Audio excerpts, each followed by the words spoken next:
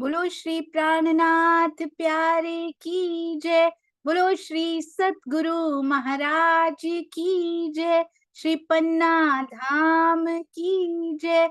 सर्व सुंदर साथ की जय।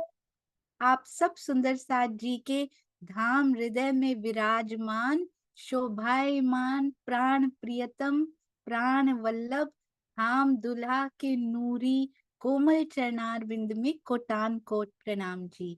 आइए सुंदर साथ जी, जागो और जगाओ के इस पर्पस को आगे बढ़ाते हुए आज फिर जोड़े में सखियां आई हैं और बहुत बहुत सुंदर तैयारी करके हम सबके हृदय में अपना प्रेम और ये ज्ञान भी जो कहां कहां से इकट्ठा करके लाए होंगे मेहनत करके, आइए हम सब मिलकर आनंद लेते हैं और सब तक पहुंचाने में इस सेवा में भी हाथ में हाथ डालकर आगे बढ़ते हैं। प्रणाम जी चांद आंटी, प्रणाम जी मधु दीदी, प्रणाम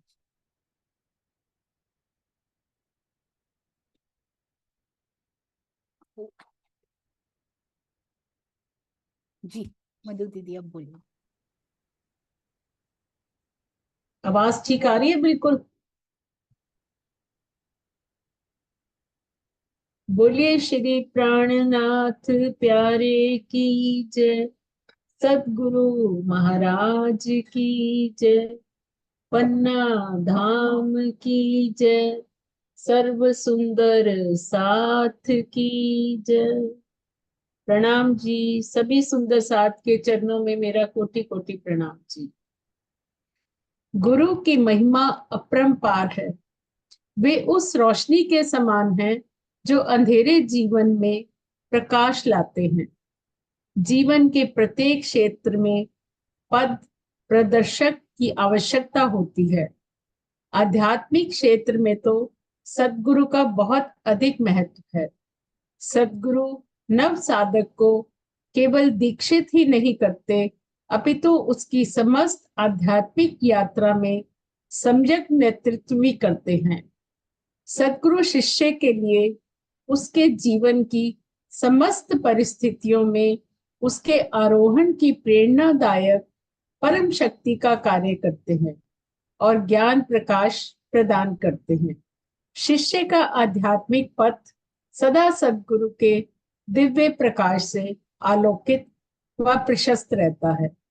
सुंदर साथ जी, आप सब आज का विषय तो जान ही गए होंगे। जी हाँ, सतगुरु। वे सद्गुरु जो हमें अंधकार से परे शाश्वत सत्य की पहचान करवाते हैं। सद्गुरु के विषय में हमारे मन में अनेक प्रश्न उठते हैं। सद्गुरु किसे कहते हैं? उनकी पहचान कैसे करें? एक सच्चे सद्गुरु को कैसे प्राप्त करें? वे हमें कैसे असत्य से सत्य की ओर, अंधकार से प्रकाश की ओर, इस क्षण भंगुर सुखों से शाश्वत सुखों की ओर ले जाते हैं? और भी ना जाने अनेकों प्रश्न। आज की वार्तालाप के दौरान हम उन सभी प्रश्नों का उत्तर पाने का प्रयास करेंगे। हमारे प्रश्नों का निवारण करेंगी हमारी प्यारी चांद कमल दीदी जी। प्रणाम जी सुंदर साथ जी। गुरुर ब्रह्मा गुरुर विष्णु गुरुर देवो महेश्वरः गुरुर साक्षात पर ब्रह्म तस्मै श्री गुरुवे नमः। अज्ञान तिमिरांधस्य ज्ञानांजन शलाकया चक्षुरुन्मीलितं येन तस्मै श्री गुरुवे नमः। दीदी, आप क्या कर रहे हो? अरे वो मेरी ग्रैंड डॉटर है ना, उसको गुरु पूर्णिमा पर कुछ बोलना है तो मैं उसकी तैयारी कर रही हूँ। यह गुरु पूर्णिमा क्यों मनाई जाती है? देखो, पौराणिक मान्यता के अनुसार गुरु पूर्णिमा को महाभारत के रचयिता श्री वेद व्यास जी का जन्म हुआ था। उनके सम्मान में इस दिन को व्यास पूर्णिमा भी कहते हैं। व्यास जी को वेद व्यास भी तो कहते हैं। क्या उन्होंने ही वेद लिखे थे? नहीं नहीं, वेद तो अपौरुषीय माने जाते हैं, अर्थात इन्हें किसी पुरुष ने नहीं लिखा। वे अनादिकाल से हैं और अनादिकाल तक रहेंगे। जी, याद आया। तारतम वाणी के टीका में पूज्य श्री राजन स्वामी जी ने भी स्पष्ट किया है कि योग माया के अक्षर ब्रह्म के चतुष्पाद मन के स्वरूप अव्याकृत के स्थूल में वेद सदा से ही हैं। तो फिर व्यास जी को वेद व्यास क्यों कहते हैं? क्या है ना कि वेद पहले लिखित रूप में नहीं थे, मौखिक रूप में थे। गुरु अपने शिष्यों को स्मरण करवा देते थे वेद बोलकर। शिष्य जब गुरु बनते तो वो अपने शिष्यों को बोल सुना देते थे। इन्हें कानों से सुना जाता था, इसलिए इन्हें श्रुति भी कहते हैं। श्रुत मतलब सुने गए। व्यास जी ने सर्वप्रथम इनको लिखित रूप दिया था।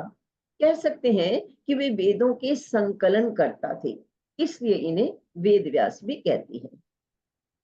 दीदी जी, आपने जो श्लोक बोला उसका अर्थ क्या है?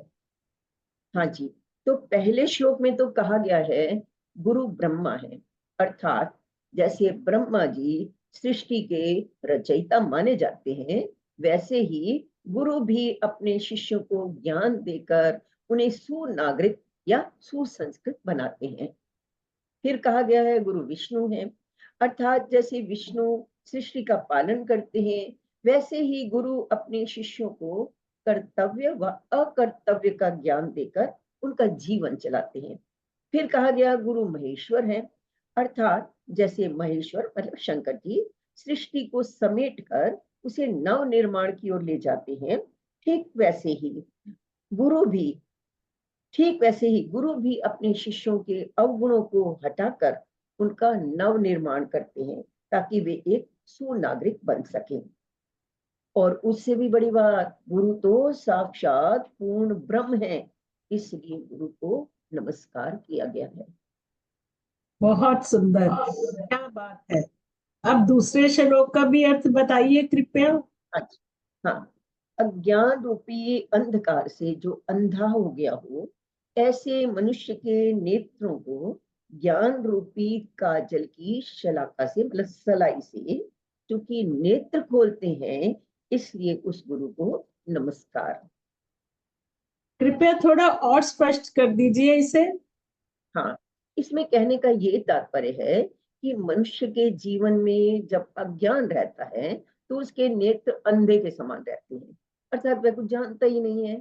गुरु उसे ज्ञान देकर उसके नेत्र खोलते हैं, मतलब उसे सब कुछ बता देते हैं, इसलिए गुरु को नमस्कार किया गया। बहुत ही अच्छे श्लोक है। इसी विषय में कबीरदास जी ने भी अपने एक दोहे में गुरु जी को ईश्वर से भी बड़ा बता दिया है। गुरु गोविंद दो खड़े, काके लागू पाए, बलिहारी गुरु अपना, जिन गोविंद दियो बताए। अर्थात गुरु और गोविंद दोनों खड़े हों तो मैं सोच में पड़ गया कि पहले किसके चरण छूऊं। फिर निर्णय लिया कि पहले गुरु जी के चरण छूऊंगा, क्योंकि उन्होंने मुझे गोविंद से परिचित करवाया। एक अन्य दोहे में तो कबीरदास जी ने यहाँ तक कह दिया, कबीर ते नर अंध है, गुरु को कहते और, हरि रूठे गुरु ठोर है, गुरु रूठे नहीं ठोर। कबीरा हरि के रूठते, गुरु की सरने जाए, कहे कबीर गुरु रूठते, हरि नहीं होत सहाय। हाँ, याद आया, मैंने भी एक दोहे में पढ़ा है। क्या कहते हैं, गुरु कुम्हार शिष्य कुंभ है, गड़गड़ काढ़े खोट, अंतर हाथ सहार दे, बाहर मारे चोट। इस दोहे का भाव कितना सुंदर है। गुरु तो एक कुम्हार के समान बताया गया है और शिष्य एक घड़े के समान है, जिसे वह गड़ गड़ कर उसके दोष दूर करता है। अंदर से तो सहारा देते हैं और बाहर से उसे चोट मारते हैं, ताकि ये सुंदर दोष रहित घड़ा बन जाए। गुरु भी अंदर से तो सहारा देते हैं और बाहर से उसे तीखे वचन भी बोलते हैं, ताकि शिष्य एक अच्छा मानव बन सके। जी दीदी, बहुत सुंदर। कभी कभी मन में प्रश्न आता है कि वास्तव में गुरु कहते किसे हैं। गुरु के हाँ विषय जी, में और अधिक जानने की जिज्ञासा है। बिल्कुल। देखिए, गु का अर्थ होता है अंधकार, व रू का अर्थ है दूर करने वाला, अर्थात अज्ञानता के अंधकार को जो दूर करे। दूसरे शब्दों में हम ये भी कह सकते हैं, जो हमें कुछ सिखाए, उसी को गुरु कहते हैं। तब तो कई गुरु हो सकते हैं, क्योंकि अपने जीवन काल में हम कई लोगों से कुछ ना कुछ सीखते ही हैं। हाँ, शास्त्रों में 7 गुरु बताए गए हैं। 7 गुरु, वह कैसे दीदी? हाँ, कहा गया है, ऐसा कबीरदास जी ने कहा है, प्रथम गुरु है मात पिता व माता, रज बीरज के सोई दाता। दूसरा गुरु है मन जन की दाई, गृहवास से बंध छुड़ाई। तीसरा गुरु जो धरिया नामा, लई लई नाम पुकारे गामा। चौथा गुरु जिन दीक्षा दीना, जग व्यवहार कहत सब जीना। पांचवा गुरु जिन वैष्णव कीना, राम नाम की सुमरन दीना। छठवां गुरु जिन भ्रम गढ़ तोड़ा, दुविधा मेट के एक से जोड़ा। सातवां गुरु सत शब्द लखाया, जहां का ततले तक समाया। आश्चर्य, मैंने तो प्रथम बार यह सुना है। दीदी, थोड़ा विस्तार कर दीजिए इसका। हाँ, पहला गुरु वह बताया गया है जो हमें जन्म देते हैं, अर्थात हमारे माता पिता, जो हमें रक्त व बीरज देते हैं। ये हमारे जन्म से भी पहले के गुरु हैं। दूसरा गुरु वह दाई, नर्स या डॉक्टर है, जो शिशु की नाल काटकर उसे गर्भ रूपी कुएं से बाहर निकालने में उसकी मदद करते हैं। तीसरा गुरु वह व्यक्ति, पंडित, पुरोहित या विद्वान होता है, जो हमारा नामकरण करता है। वह ग्रहों व नक्षत्रों के अनुसार हमारा नाम रखते हैं। जिस नाम से हम दुनिया में जाने जाते हैं, वह हमारी बाल्यावस्था का गुरु है। चौथा गुरु वह विभूति होता है, जो हमें शिक्षा प्रदान करता है। पहले विद्यालय के शिक्षक, फिर कॉलेज या यूनिवर्सिटी के। पुरातन काल में अब जैसे गुरुकुल होते थे, तो तब वहां के गुरु हमारे गुरु होते थे, जो हमें जग व्यवहार व आचार व्यवहार सिखाते हैं। पांचवा गुरु वह ज्ञानी पुरुष है, जो जीव को धर्म के अनुसार जनेऊ आदि पहनाकर धर्म संस्कार करते हैं, जिससे जीव धर्म में प्रवेश करता है। गुरुजन जीव को भगवान के नाम का मंत्र देते हैं और विवाह तक ब्रह्मचर्य का पालन करने की शिक्षा देते हैं। छठा गुरु वह महाज्ञानी विभूति होते हैं, जो जीव को इस जगत के भ्रमवत होने का और इससे परे एक परम सत्य परमात्मा के होने की सूचना देते हैं। जीव के सारे संशय व दुविधाएं मिटाकर एक परमात्मा की खोज करने का संदेश देते हैं। सातवां गुरु सत्य ज्ञान प्रदान करता है, जिससे जीव अपने मूल ठिकाने पर पहुंच जाता है। कबीरदास जी ने कहा है, 7 गुरु संसार में, सेवक सब संसार। सतगुरु सोई जानिए, भवजल उतारे पार। उनका ये कहना है कि मैंने 7 गुरु तो संसार के बता दिए, जिन्हें संसार अलग अलग रूपों में जीवन के भिन्न भिन्न पड़ावों पर पूछता है, किंतु सतगुरु वही होता है जो भवजल से पार करे, अर्थात पूर्ण ब्रह्म परमात्मा का बोध करवाकर हमें जन्म मरण से छुड़वाए। बहुत सुंदर समझाया आपने। अब कृपया थोड़ा सद्गुरु की पहचान पर भी प्रकाश डाल दीजिए। हाँ जी, कलयुग के विषय में ये भविष्यवाणियां पहले ही धर्म ग्रंथों में हो चुकी हैं कि ऐसा समय आएगा जब लोग धर्म भ्रष्ट हो जाएंगे। बहुत से लोग होंगे जो परमात्मा का ज्ञान होने और उसे देने की बात कहेंगे। महेश्वर तंत्र में कहा गया है, ब्रह्मवादः कलियुगे, गेहे गेहे जने जने, धर्म कर्म विलोपार्थम भविष्यति न संशय। अर्थात कलयुग में घर घर में, जन जन में परमात्मा की बातें होंगी, किंतु वे वार्ता धर्म कर्म के लोप के लिए होंगी, इसमें कोई संदेह नहीं है। ऐसे में तो मन में संशय होता है कि सद्गुरु की पहचान कैसे हो। हाँ जी, वेदों में, शास्त्रों में, बाइबल, गीता, कुरान व पूर्ण ब्रह्म परमात्मा की शिरमुखवाणी में भी सतगुरु की पहचान के कुछ लक्षण बताए गए हैं, जिनसे हम घोर कलयुग में भी सच्चे सतगुरु को पहचान सकते हैं। अगर सच्चा गुरु ना मिला तो शिष्य आवागमन के चक्कर में ही भटकता रहता है। इसलिए विद्वानों ने, संतों, महर्षियों ने सोच समझकर गुरु धारण करने की बात कही है। जी, इस विषय में कबीर जी की वाणी भी कहती है, गुरु कीजिए जान के, पानी पीजिए छान, बिना विचारे गुरु करे, परे 84 खान। बिल्कुल। अब हम थोड़े सतगुरु के लक्षण जान लेते हैं। पहला लक्षण बताया गया है, सतगुरु हद के परे बेहद और बेहद के परे अक्षर और उससे भी परे अक्षरातीत का ज्ञान देते हैं। हद में रहे सो मानवी, बेहद रहे सो साध। हद बेहद दोनों तजे, ताका मता अगाध। यह दोहा कबीर जी की वाणी का है। इसमें इसी बात पर प्रकाश डाला गया है। अर्थ है, जो व्यक्ति हद का ज्ञान प्राप्त करता है उसे मानव कहते हैं। उसके परे जिसकी पहुंच, वह साधु है। और हद बेहद को छोड़कर उसके आगे अक्षर और अक्षरातीत का ज्ञान दे, उसकी बुद्धि महान है, वही सदगुरु होगा। गुरु नानक देव जी की वाणी भी कहती है, हद से परे बेहद का पारा, ताही पुरुष का करो विचारा। बिल्कुल। और एक और लक्षण बताया है, सतगुरु कभी कान में दीक्षा नहीं देते, क्योंकि वे जानते हैं कि परमात्मा का नाम अमर, अविनाशी, सत्य, आनंदमय है। वे परमात्मा स्वयं निर्भय है, और जिसको उस परमात्मा का नाम प्राप्त हो जाता है वह भी निर्भय हो जाता है।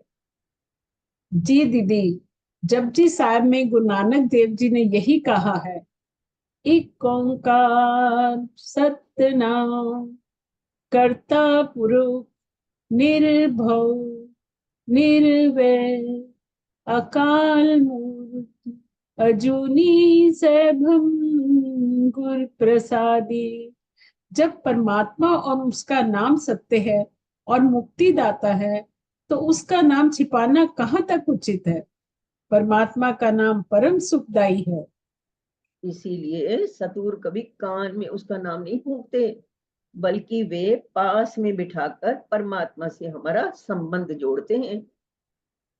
आपका कथन बिल्कुल सत्य है। तभी तो कबीरदास जी ने भी अपनी वाणी में इतना सुंदर वर्णन किया है। कान फूका गुरु हद का, बेहद का गुरु और, बेहद का गुरु जब मिले तो लहे ठिकाना ठौर। अर्थात कान के में नाम देने वाला गुरु इसी ब्रह्मांड अर्थात हद का ज्ञान देता है। वह पार का ज्ञान नहीं दे सकता। पार का ज्ञान सुनाने वाला गुरु तो कोई और ही है। जब वह गुरु प्राप्त होता है, तभी जीव भव सागर पार करके अपने मूल स्थान अर्थात परम धाम तक पहुंच सकता है। बिल्कुल। और चौथा लक्षण बताया गया है, सच्चा गुरु केवल मंत्र दीक्षा ही नहीं देता, बल्कि शिष्य के सारे संशय मिटा देता है। वह अपने आत्मज्ञान द्वारा अपने अनुगामी को याद करवाता है कि ये शरीर अर्थात ये पिंड और ये ब्रह्मांड में जो कुछ दिखाई दे रहा है वह नाशवान है, और पूर्ण ब्रह्म परमात्मा जो अविनाशी है और आनंदमय है, वह खुद तो जागा ही होता है, दूसरों को भी जागृत करता है, अर्थात वह जागृत बुद्धि का ही ज्ञान प्रदान करता है। सतगुरु मिला जू जानिए, ज्ञान उजाला होए, भ्रम का भांडा तोड़ के रहे निराला होए। बहुत खूब कहा कबीरदास जी ने। सरल शब्दों में समझते हैं, जब सद्गुरु मिल जाते हैं तो ज्ञान का उजाला हो जाता है, पूर्ण ब्रह्म परमात्मा की पहचान हो जाती है और भ्रम का भाटा फूट जाता है, संसार का मोह छूट जाता है, जिससे शिष्य को परम पद की प्राप्ति हो जाती है। बिल्कुल ठीक कहा।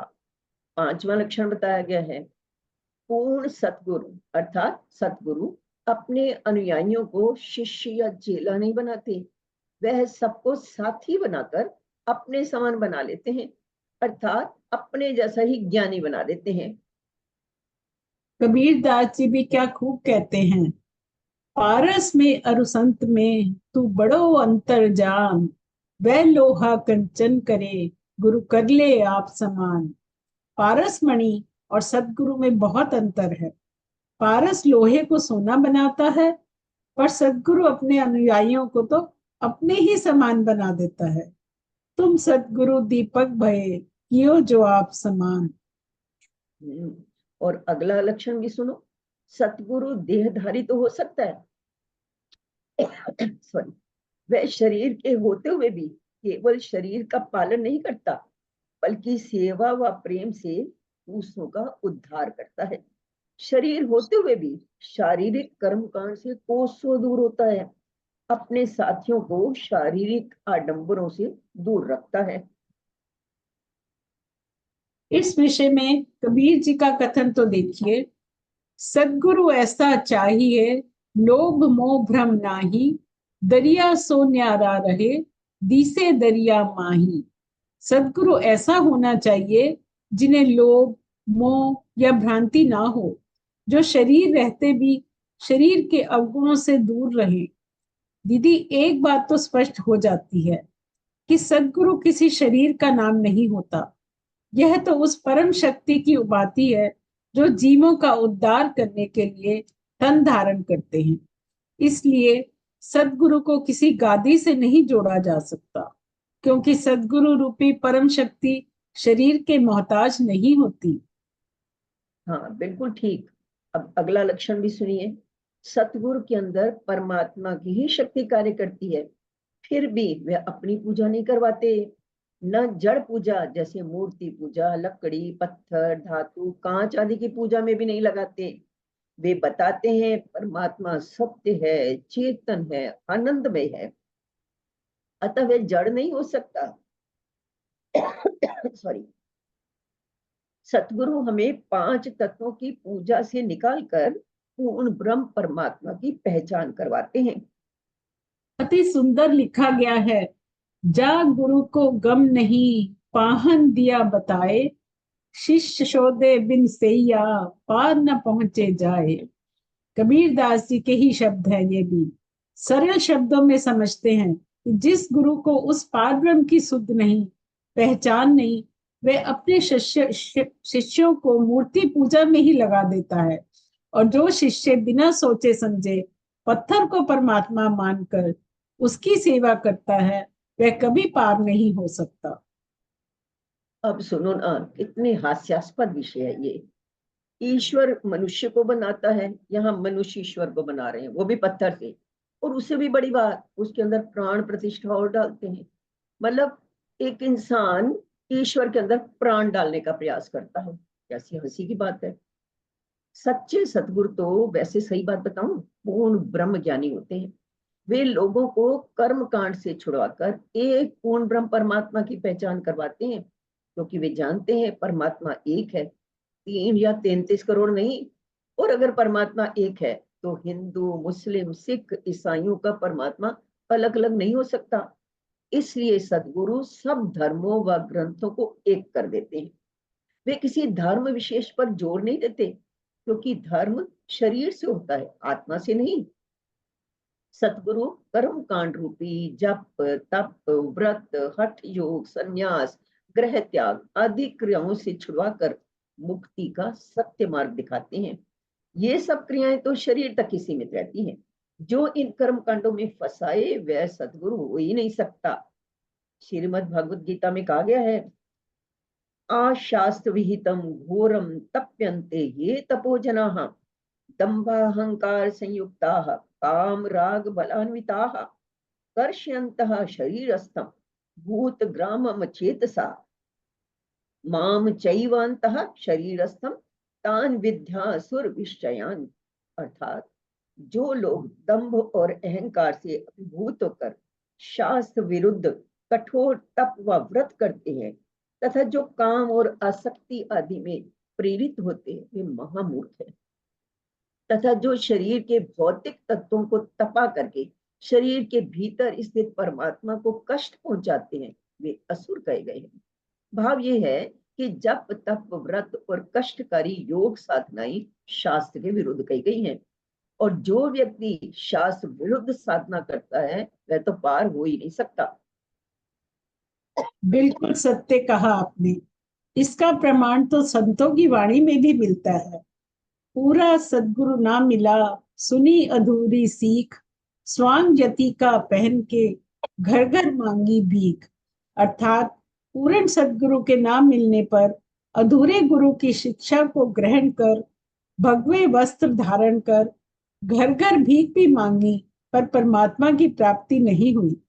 सद्गुरु प्रेम और सेवा का सरल मार्ग बताते हैं, जिससे पूर्ण ब्रह्म की पहचान भी होती है और प्राप्ति भी होती है। बिल्कुल। अगला भी लक्षण बताया गया है, सतगुरु किसी को भी अपने तन की सेवा में नहीं लगाते, बल्कि पूर्ण ब्रह्म परमात्मा से जोड़ते हैं। न ही वे स्वयं अनुयायियों के शरीरों से जुड़ते हैं, वे स्वयं भी मुक्त होते हैं और अपने अनुयायियों को भी मुक्त करवा देते हैं। जो गुरु अपने शिष्यों को अपनी पूजा में लगाते हैं, वे स्वयं भी नरक जाते हैं और अपने शिष्यों को भी नरकगामी बना देते हैं। गुरु किया है दे का, सतगुरु चीने नाही, भव सागर के जाल में फिर गोता खाही। ये सुंदर वचन तो सुनिए कबीर जी के। अगर तुमने देह का गुरु किया है, जो केवल देह का ही ज्ञान देता है, परमात्मा का नहीं, तो बार बार जन्म मरण रूपी भवसागर में ही घूमना पड़ेगा। बिल्कुल। अंततः सबसे महत्वपूर्ण बात यह है कि सतगुरु स्वयं परमात्मा का ही रूप होते हैं। वे परमात्मा का ही हुक्म हमें समझाते हैं। परमात्मा स्वयं उनके हृदय में विराजमान होते हैं और हमारा मार्गदर्शन करते हैं। जी हाँ, गुरु ग्रंथ साहिब में भी कहा गया है, गुरु परमेश्वर एको जानू, ज्योति सुभावे सो परवाणु। अर्थात सदगुरु और परमात्मा एक ही हैं। बिल्कुल ठीक कहा।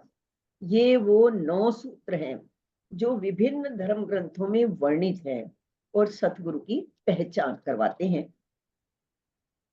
श्री कुलजन स्वरूप साहिब ब्रह्मवाणी, जो स्वयं अक्षरातीत पूर्ण ब्रह्म परमात्मा के श्रीमुख से अवतरित हुई है, इसमें सदगुरु की महिमा और गरिमा को भली भांति बताया गया है। श्री मुखवाणी में कहा गया है, मृगजल सो त्रिखा भाजे, तो गुर बिन जी पार पावे। अनेक उपाय करे जो कोई, तो बिंद का बिंद में समावे। श्री कीर्तन ग्रंथ प्रकरण 2। एक पल को हम मान भी ले कि मृगजल से किसी की प्यास बुझ सकती है, जो कि असंभव है, पर गुरु के बिना जी पार नहीं हो सकता। चाहे कोई कितना भी उपाय कर ले, परंतु इस बिंद का शरीर इसी बिंद में ही घूमता रहता है। इसी ग्रंथ में प्रकरण 26 में भी कहा गया है, खोज बड़ी संसार रे तुम, खोजो रे साधो, खोजत खोजत सतगुरु पाइए, सतगुरु संग करतार। अर्थात मुक्ति की चाहना करने वाले हे जनों, सजग होकर खोज करो। खोज करने से सतगुरु मिलेगा और सतगुरु के संग ही करतार अर्थात परमात्मा भी मिलेगा। जैसे हमारे परमहंस, जैसे बड़े महाराज जी, हमारे सरकार श्री, या फिर अभी हमारे राजन स्वामी जी, बहुत खोज की तो सतगुरु मिल भी गया। तो सतगुरु की खोज करने पर सतगुरु तो मिलता ही है, परमात्मा की भी प्राप्ति होती है। बिल्कुल सत्य कहा आपने। श्री कुलजम वाणी में स्वयं महामती जी भी कहती हैं, कलयुग में अनेकों अपने को सदगुरु कहने वाले मिलेंगे। सच्चे गुरु को पाना कठिन अवश्य है, पर असंभव नहीं है। इसलिए प्राणों के नाथ पूर्ण ब्रह्म सच्चिदानंद हमारे प्राणनाथ जी स्वयं कहते हैं, सतगुरु क्यों पाइये कुली में, देखे बिगाड़ियो वैराग। डिम्ब काइये दुनिया ले डुबोई, बाहर शीतल माहे आग। श्री कीर्तन ग्रंथ प्रकरण 26। सतगुरु के चरणों में सर्वस्व न्यौछावर करना है, इसलिए सच्चे सतगुरु की पहचान आवश्यक है, जिससे हमारा जीवन सफल हो सके। इसी ग्रंथ के प्रकरण 10 में भी कहा गया है, जाको तुम सतगुरु कर सेवो, ताको इतनी पूछो खबर, संसार छोड़ चलेंगे आपन, तब कहाँ है अपनो घर। श्री प्राणनाथ जी इसमें हमें समझा रहे हैं कि मुक्ति की आशा रखने वालों, जिसको तुम सतगुरु मानकर उनकी सेवा कर रहे हो, उनसे इतना तो पूछो कि जब हम संसार छोड़कर जाएंगे तो मरने के बाद हमारा ठिकाना कहाँ होगा। जी, सदगुरु की पहचान बताते हुए स्वयं अक्षरातीत बताते हैं कि सदगुरु साधो वाको कहिए, जो अगम की देवे लख, हद बेहद सबे समझावे, भाने मन को भरम। श्री कीर्तन ग्रंथ प्रकरण 4। इसी ग्रंथ के प्रकरण 14 में कहा गया है, सतगुरु सोई जो आप चिनावे, माया धनी और घर, सब चीना परे आखिर की, जो भूलिए नहीं अवसर। अर्थात पूर्ण सतगुरु वही है जो हमारे निज स्वरूप की पहचान करवाता है और यह बात बता दे कि हम कौन हैं, माया क्या है और ब्रह्म क्या है, हमारी आत्मा का घर कहाँ है। इसीलिए उसी को सद्गुण धारण करना चाहिए जो इंद्रियों द्वारा ना जाने जाने वाले परमात्मा का साक्षात्कार करवा दे और इस उल्टी छल रूपी ब्रह्मांड को उल्टा कर सीधा रास्ता बताकर प्रेम का सरल मार्ग बताकर परमात्मा के हमें सम्मुख कर दे। जी दीदी, आपने बहुत ही सुंदर ढंग से बताया कि हमें सद्गुरु धारण करते समय बहुत सी बातों का ध्यान रखना होता है। श्री मुखवाणी में भी कहा गया है, महामत कहे गुरसोई कीजिए, जो अलग की देवे लख, इन उल्टी से उल्टाए के प्रिय प्रेमे करे सन्मुख। इस प्रकार ब्रह्मवाणी जहाँ सद्गुरु की कृपा होने से ही परमात्मा की प्राप्ति का मार्ग प्रशस्त करती है, वही सद्गुरु की पहचान भी करवाती है। सद्गुरु का नूरी स्वरूप इतना ज्योतिर्मय, सुंदर और आकर्षक होता है कि उनके दर्शन के बाद कोई भी वस्तु हमें सुंदर नहीं लगती। सब वस्तुओं से मोह टूट जाता है। परमात्मा के प्रति तीव्र अगाध प्रेम और उनके वियोग की ज्वाला और तड़प अपनी पराकाष्ठा पर पहुंच जाती है। सतगुरु के गुण अनंत अनंत हैं, जिन्हें कभी भी गिना नहीं जा सकता। श्री कुलजम वाणी में स्वयं महामती जी कहती हैं कि अगर सारी धरती को कागज बना लिया जाए, सभी सागरों के जल की स्याही बना ली जाए और सभी वनस्पतियों की कलम लेखनी बना ली जाए, तो भी सच्चे सदगुरु के गुण नहीं लिखे जा सकते। संत कबीर जी की वाणी भी इसी प्रकार कहती है, सब धरती कागज करूं, लेखनी सब बन राय, सात समुंदर की मसी करूं, गुरु गुण लिखा ना जाए। सदगुरु तो वे हैं जो अपनी आत्मा का स्पर्श शिष्य की आत्मा को प्रदान करते हैं, जिससे दोनों प्रेम के अटूट बंधन में बंध जाते हैं। सदगुरु के प्रेम के प्रबल प्रवाह की में बहती हुई आत्मा अपने घर परम धाम की ओर खिंची चली जाती है। प्रणाम जी सुंदर साथ जी। हम दोनों परम पूज्य श्री राजन स्वामी जी के श्री चरणों में कोटि कोटि प्रणाम करते हैं, जिनकी शिरमुखवाणी टीका व अन्य पुस्तकों से प्रेरित होकर हम ये प्रस्तुति आपके समक्ष रख पाए। इसके अतिरिक्त हम श्री देवेश अरोड़ा जी की लिखित पुस्तक एक की ओर से भी हमने बहुत सी सहायता ली सुंदर साथ जी, और कबीर जी की लिखी हुई साखियों ने भी हमारी बहुत सहायता की। प्रेम प्रणाम जी सुंदर साथ जी। प्रणाम जी।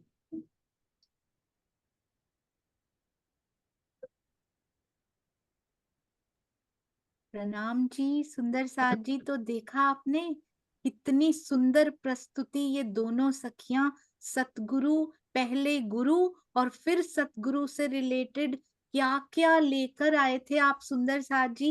इतना समय उन्होंने लगाया होगा, कितना अध्ययन किया होगा, स्वामी जी के टीका में से भी खोज खोज कर निकाला होगा और बुक्स को भी पढ़ा होगा, कबीर जी की साखियों को भी, all under one roof about our beloved Satguru. अति अति अति सुंदर मधु दीदी। और जब कह रहे थे ना दीदी ये भी बताइए ना, दीदी ये भी बताइए ना, बहुत बहुत प्रेम आ रहा था सुंदर साथ जी आपके ऊपर भी, और वो रस टपक रहा था कि इन दोनों में कितना प्रेम।